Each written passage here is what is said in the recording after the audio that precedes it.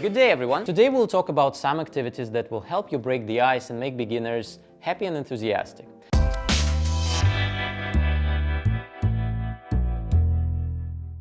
Now, we all probably know that teaching beginners is no small feat. They don't know lots of words and are very shy when it comes to speaking. Well, let's face it, they're not very good at it. So I've been teaching for, let's say, over 8 years now, and I have pondered a lot about the possibility of making them more comfortable during my lessons, as well as making them speak as much as possible. So I've prepared a few activities to talk about today, and the very first activity is called Pass the Bomb. Right, say, don't arrest me yet, we're not gonna blow any buildings or anyone.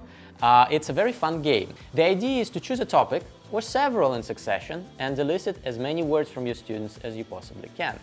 Now the fun part is that the students need to toss a toy bomb that has a timer in it, and you never know when it goes off, so there's a high risk of the student exploding, which forces them to be on their toes and say the words as fast as possible to toss the bomb to another player. You can actually buy a proper game online if you wish, or if you want, you can make your own bomb, which requires a little bit of tinkering, if you know what I mean. Also, it is possible to use a tennis ball as an improvised exploding device. In this case, you act as the unpredictable timer. Now, what is this activity good for? So why do we need this game? This game is very good for revising vocabulary, especially if you need to prepare for a test or an exam, or just if you want to practice it a little bit. It can be played at any time during the lesson. You can use it for group lessons, it works best with groups, of course, small or big ones, but it can also be used for individual lessons. Now, how can you use it for individual lessons? For example, you have a student and you set a timer. He doesn't know what time it is, so he needs to say as many words as he can, and you can make it a little bit more fun.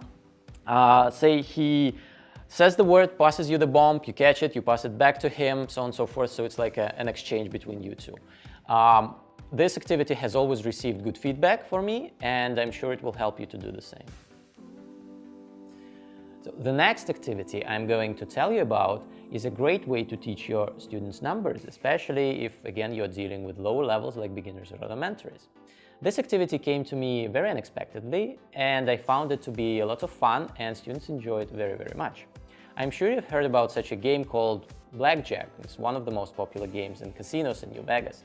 The rules of the game are very, very simple. You need a total sum of 21 by using different cards. There are different combinations, but the best one is to get a king, a queen, or jack, and an ace. Now that will give you 21 straight away. So how can you use this to teach numbers? Well, it's actually quite easy. Buy a pack of cards, first of all, but before playing the game, go through the numbers with your students. Pre-teaching them to say numbers from 1 to 100 should suffice.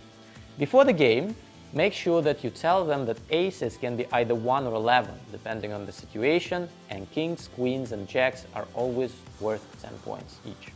Now, after that, get down to playing the actual blackjack.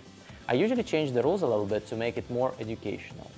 Give each student one card, face up, and ask what number they have. Now, don't forget to give your card as well, because you're also playing. After that, give them another card and ask what the total sum is. Go on and ask them if they want another card. Oh, and if you plan to spice things up a little bit, introduce bets using chocolates or something even cooler.